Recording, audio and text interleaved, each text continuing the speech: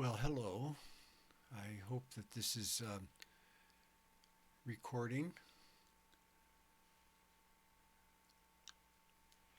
and I'm sorry for this confusion here. I'm trying to see whether I guess I am. Thank you. Thank you for coming. I know this seems so inept for me to be here like this, but I'm in my office and doing the second of my live vidcast attempts. And if you saw the first one and saw that I couldn't stop the recording and it went on for a third longer than it was supposed to, you'll know that I'm not always technically on top of this, not hardly ever technically on top of this situation. But I want to recreate some talks I gave publicly in the fall of 1919 in Ashland, Oregon, of ideas where I am interested in taking our religious devotion and turning it to our own living situation, our own bodies, our own relationships, our own society, our own ecosystem, and do that gratefully and creatively as our religious devotion. I don't know that God needs to have people fawning over him and or her or whatever that is all the time and thinking that's being religious. Rather, I think religion comes from root words, the root words being relegare and religio. And those words basically mean to bind back to the whole and become whole again. To bind back to the root and become whole once again. Well, the root I think that we're estranged from is our own bodily incarnation, to our own human bodies in our own lifetime in this amazing universe that we live in. And we have some time, and how we use it is importance to me. And that's why I've had 50 years of experience in a liberal religion that welcome both believers and atheists to sit side by side and to work out their way of life together. And it has led me to radically affirm our environmental situation and our social situation and to tend to those, because otherwise the religions themselves can really mess it up for both situations. And they have in the past, and in many ways they are again now. So glad you came back for the second talk. This is January 12th of 2020 now. And I'm glad you came back. If you like it, spread it around. Tell your friends. Subscribe, I guess that's how it works, at YouTube or at my own website, earthlyreligion.com. Well, the title of this talk is Fallen Cultures and Reviving Eden. And I think I'll open it with the final paragraph, having said what I have already about religion, and that my concept of religion is one I would hope that atheists and non-believers would also appreciate, as well as believers, because we're all doing the good work that we try to do. So here's that closing paragraph.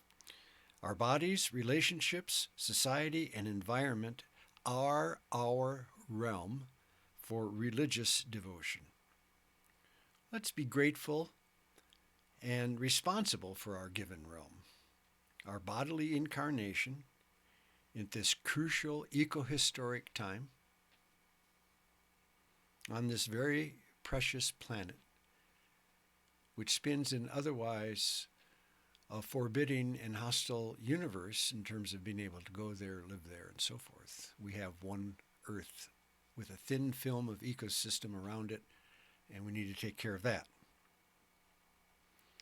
Or would we pine for some other potential imaginary future world that we'll go to after we step on the stepping stone of here to the afterlife? Would we ignore and waste the given creation as a way of caring about the Creator if we do? Would we claim to honor the Creator while trashing creation, basically? or allowing it to be trashed. Caring for and celebrating creation is our holy stewardship. Being fully and caringly alive is being religious. Well, I hope you're not offended by the word religious, and I hope the word religious to you means something more real and worthy, and something that is your own unique form, your way of living in this world. Well, here's my concern. Fallen cultures and reviving Eden. Our Eden, which we still live in, is not some place in the distant past. It's this thin biosphere that we live with. Our Eden is being suddenly and radically stressed by our modern human technologies. But our religions mostly ignore that, and they dwell on silly diversions like afterlives and belief in the whole system. Well, religion isn't supposed to just dwell on afterlives and belief.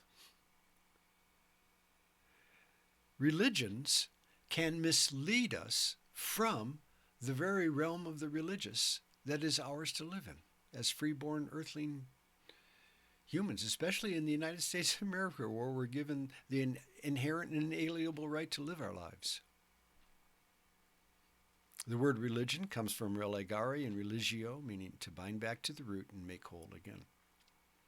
So whatever the ultimate source and wholeness that we're a part of, and I don't deny that there might be more. There's a lot I don't know. There are realms that we don't understand. The physicists talk about dark matter. There's a lot we don't know. But I'm saying this, we know this. We live here. We have this one life. You have your one body. You have your relationships. You have your time and history. What are you going to do with it?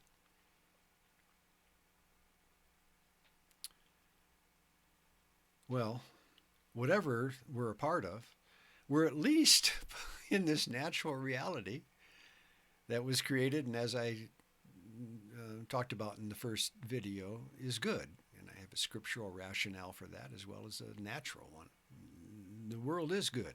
I'm glad we have gravity and planets and suns and radiation that allows plants to change energy and suck the carbon out of the air and create cellulose and make substance which the other animals can partake in. All of this is a good deal. We have these marvelous bodies that have risen up through the evolutionary process. That's all good. So whatever the ultimate source is, we're at least this for a while, or 70 years, whatever it is. So I say physical bodies living happy, healthy lives in decent societies, augmenting nature's bounty, is our religious realm. I think I picked it up from John Dewey back in seminary. One of the few books that actually, to me, made a lot of sense was his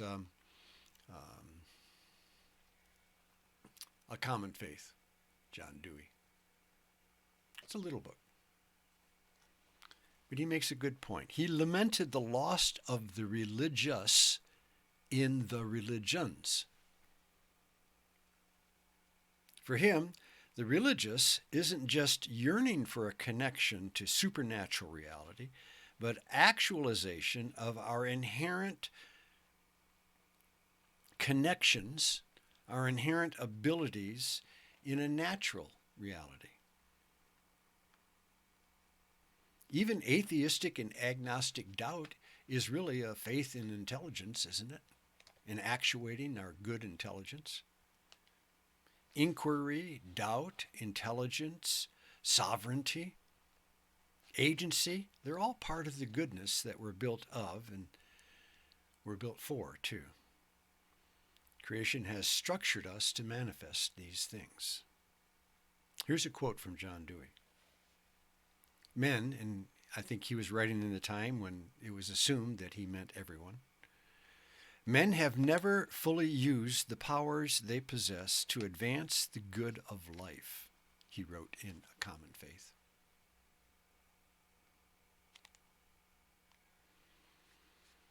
Because they have waited on some power external to themselves and to nature to do the work that they are responsible for doing. End of his quote.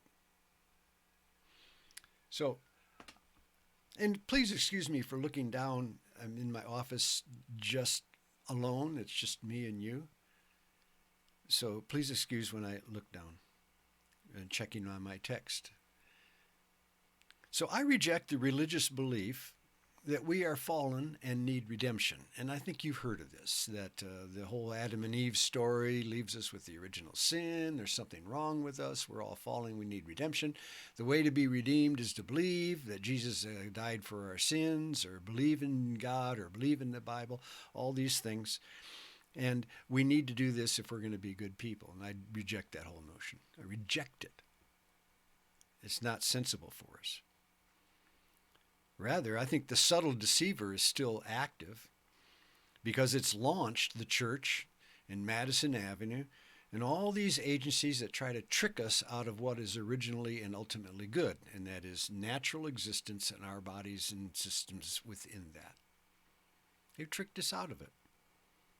They trick us into phony goods and evils. And every time we eat of a phony good and evil scenario from the subtle deceiver, we end up being cast out of the garden a little bit, don't we?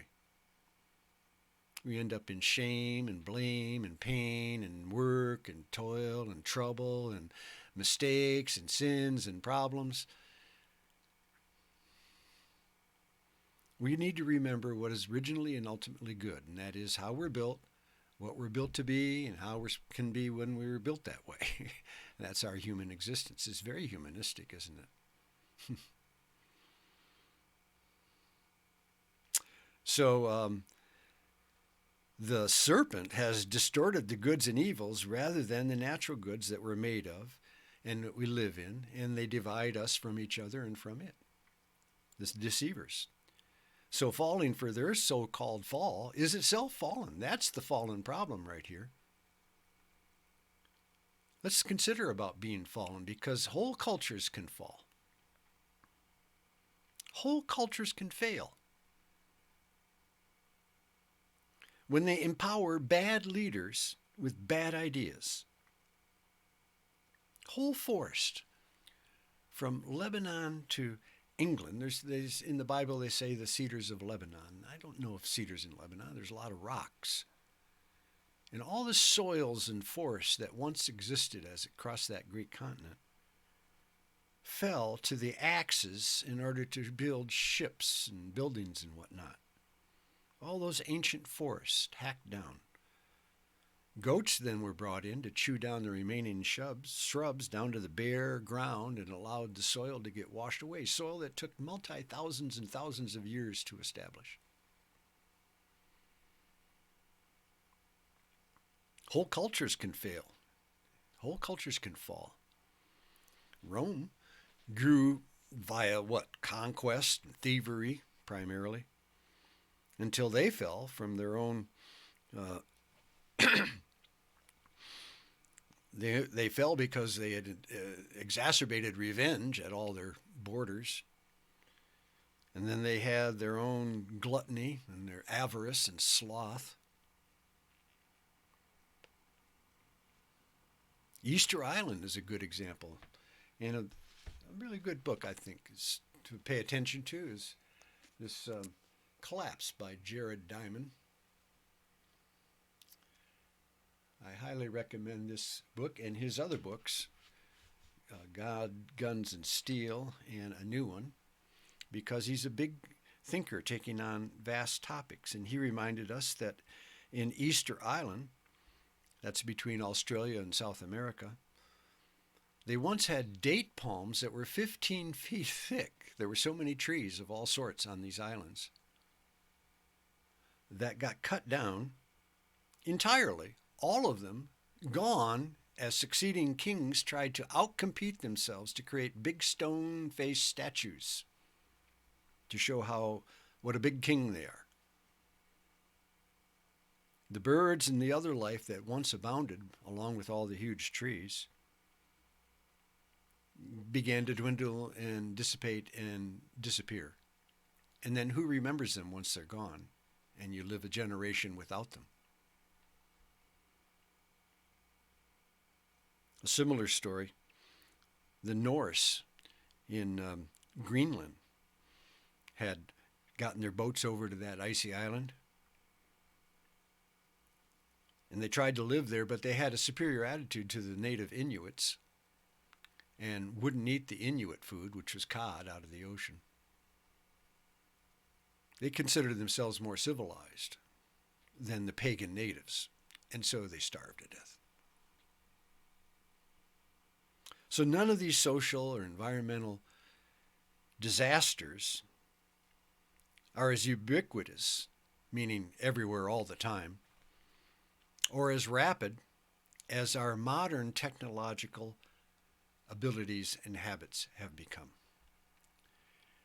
The machines are suddenly with us, and while they grant us great relief from the toil and tedium of having to get a life together beforehand, like we used to, they also have unleashed all kinds of dangers and problems that we're going to have to live with and figure out what to do about. And it's been sudden.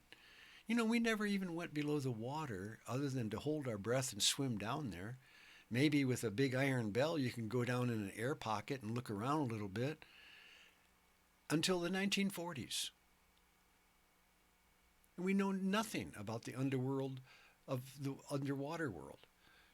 Very little. And the little bit we find out is so glorious and astonishing and different and diverse and interconnected and beautiful. And yet it's being radically impacted worldwide. Jared Diamond, the author of Collapse, asks a good question. I'll quote it here. If thousands of Eastern Islanders with just stone tools and their own muscle power sufficed to destroy their environment and thereby destroyed their society, how can billions of people with metal tools and machine power now fail to do worse? Are we in the midst, that's the end of his quote, are we in the midst of such a radical transformation that we can't notice it? It's so invisible, it seems like there's nothing happening maybe, but in fact there's a lot happening.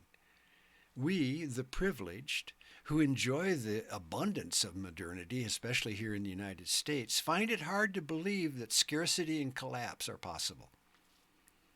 We've food in the fridge, we've got cars in the drive, we've got the world's library in our phones. How wonderfully wealthy and abundant we've become, and I'm glad and grateful for all that. Yet the ways of wealth are undermining that wealth. The animals that we knew as youth, they go rare or even extinct. And we forget what's gone. We don't know the Eden that we forgot. Global warming seems very invisible in distance. Toxins beyond our comprehension spew into our soils, our waters, our air, and into our bodies. The Eden that we have lived with since the mythical one,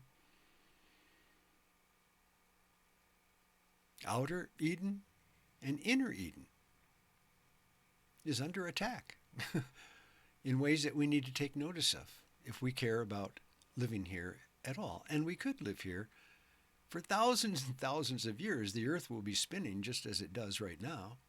They can map it out. They'll know exactly where we're going to be in 1,000 years. But how will we be when we get there? The biosphere is spinning through space, and it does so healthily for a long time, but suddenly human impacts are challenging that. Well, just as Columbus and the subsequent Spanish and other Europeans came in and decimated pagan cultures with their self-righteousness and their gunpowder and their diseases, so has our hubris towards living nature towards life in general, suddenly and yet silently blundered us towards an ecological suicide. And it can come in various stages and gradients. It can be a local thing where the soils get washed away and the droughts take over. It can be a global thing where ocean currents are changed because of all the fresh water coming off of all the melting glaciers, because of all the heat that's trapped by the carbon dioxide floating in the atmosphere. A third more now that I'm breathing here now than when I was an infant. That's how much it's increased. It's not a poison to me, carbon dioxide. It's part of how my breath process. But it has a tendency to trap heat. And so we have a blanketing effect on the earth, which is creating all the storms and the cyclones and the hurricanes and the adjacent tornadoes, the droughts in some areas, the drenching rain in other areas, the impacts on life that can't get around and move about so easily, the bug blight destroying the trees across the whole continent, the fires.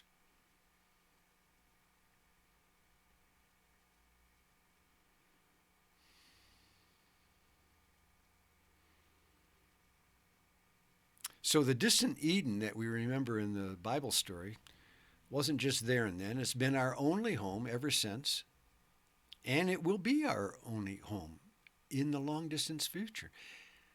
Given the enormous distances that we understand there exists between the planets, between solar systems and stars and so forth, because it's such a vast distance, humans on Earth are our only option.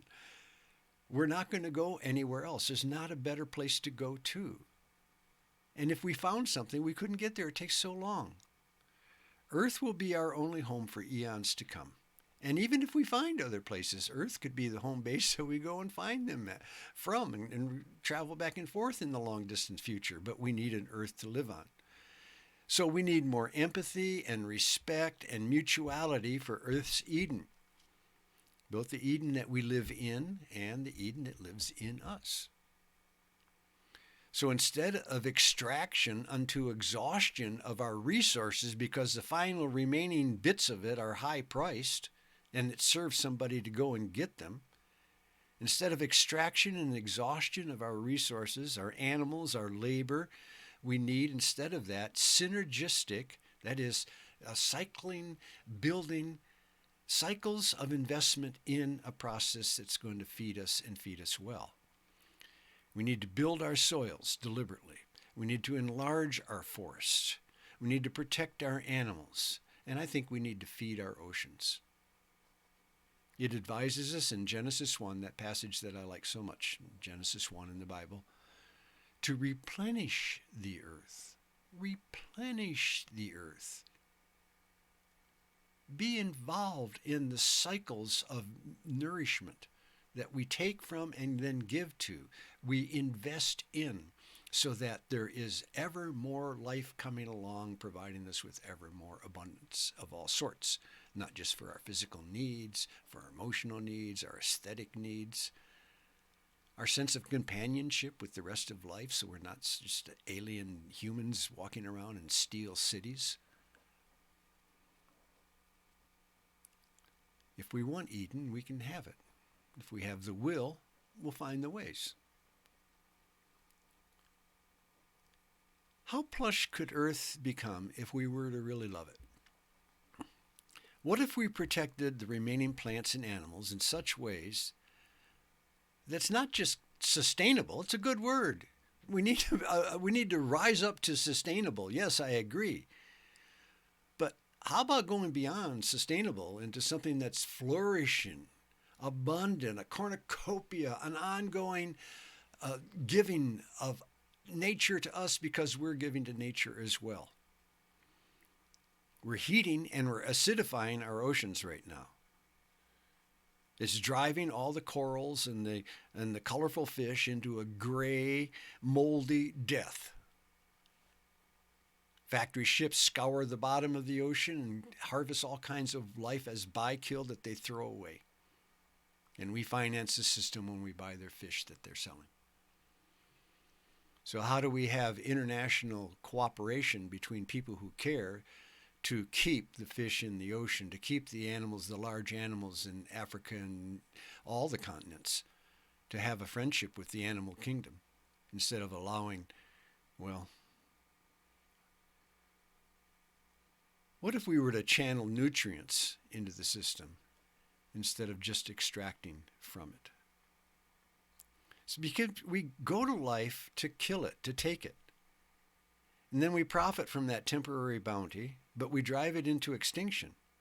So what is that temporary gain compared to the lasting loss that we're creating? If we do that, we're stealing from the future. We're taking away from our children and grandchildren and their children, things that they will never see or have. But instead, if we were to promote life, there will eventually be more meat, there'll be more lumber, there's more beauty. We'll be serving the future. We'll be giving to our children and their children and theirs in 7 generations. We shouldn't let distant, uncaring takers rob Earth life and humanity of the bounty. You remember that incident a few years ago where Cecil the lion was killed by the dentist who had enough money to go and take his vacation doing that? Cecil the lion was innocent, but the hunter wasn't. For sport, this dentist shined headlights into the eyes of this noble beast, shot it, and then claimed it as a trophy. Why do we let those with the means to slaughter have their sportless, heartless way? Does anyone with the means have the right to decimate nature? If one wealthy hunter wanted to kill all the remaining lions and rhinos, or a group of wealthy hunters, and they had a competition or a prize as to who kills the last one, should we let them? Should humanity let that happen? Who's innocent here? Which creatures deserve targets on their backs? So we're amid a rapid takeover at the same time as this is happening with our kind of hubris towards nature, our psychopathic attitude towards it. At the same time as that's happening, we're in the midst of a rapid takeover of our media and our governments by transnational, psychopathic corporations that don't care about the consequences of what they do. Their job, their fiduciary responsibility is to maximize profits. And they get paid well if they can do that, no matter what it is that they've done. And people are increasingly separated from the realities of what they're supporting because they're seeing numbers on pages in columns instead of the reality that their money is creating. So we're in the midst of a rapid takeover of our media and our governments by these corporations. And our own president chums up to murderous dictators around the world, like Putin, Erdogan, MBS, that's in Saudi Arabia, Bolsonaro in Brazil, Duterte in the Philippines. And journalists and activists are being killed in countries almost every day. And pristine wilderness is sullied from the top of the globe to the bottom. And Wall Street invests in it and profits from it. So what can we do? We can value the life and abundance that we have, because we have a lot, and it's very beautiful what we do have, while we seek to develop ways to increase that for all humanity in those ways that value and augment the natural environment. I'm not against us augmenting and making more plentiful and abundant the unnatural environment, the devices and stuff that we use, if it's done in such a way it does not waste our resources and ruin our environment, poison it, just drain the life of the people that are doing it for the most meager wages. We can do that if we want, or we can devise systems that are more plentiful, more beautiful, more resplendent, more wealthy for everyone involved, so that everybody has the time and the wherewithal to have a decent life instead of scrounging and scraping and competing and being outpriced and dropped and left behind. We can have ways that value and augment the natural environment built into our social structures so that the bounty will increase and the Eden will return. It will become something we love again. It's something we live in more deliberately. So it's both inner and personal, and it's outer and it's political. So you can meditate and you can have a compost. I do these things. We eat our veggies and whatnot. But we need to make our voice heard too. As we try to clean our lives up, we don't give up on our civic responsibility, our job as citizens to be involved in our society and to speak our mind to our family and friends and in our newspapers and to our congresspersons. How we spend our money is a big part of what our vote is, not just that thing we do once 4 years. So all is not lost. Humans can meet and master this situation. We always have gotten by whatever challenge has come along so far, but this is a huge one that we're beginning to realize, and we could master it. Numerous individuals concerned for the vanishing ozone hole, if you'll remember just a few years ago, or say the near extinction of the condor birds, or the eagles, if you'll remember. Individuals concerned for that resulted in swaying whole corporations and governments to get behind the situation and close the ozone hole and revive the condor and bring the eagles back. So we take what is good in us, our concern, our intelligence, our knowledge about this situation, and we apply it to the goodness that is there in those birds, in the sky, that we don't want to let the radiation in through so hot as the ozone hole would have. That's being religious, whether you're an atheist or a believer. It doesn't matter to me whether you're an atheist or a believer. And I'm not sure that it matters to God either. He wants integrity, if anything. Authenticity, honesty, living up to our own values, our own inner calling. Which brings us back to that closing paragraph that I started with. Our bodies, relationship, society, and environment are our realm for religious devotion. And by religious, I just mean being whole with what we are, with the truth of our origin and our place. Let's be grateful and responsible for our given realm, our bodily incarnation at this crucial eco-historical time on this very precious planet.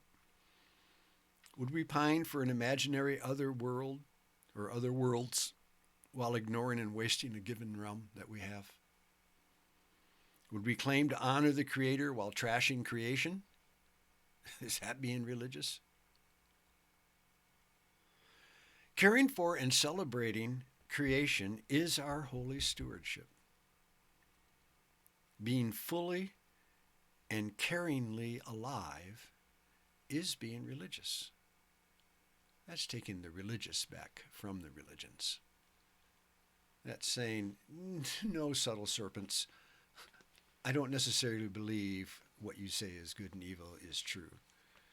The real goods are built in.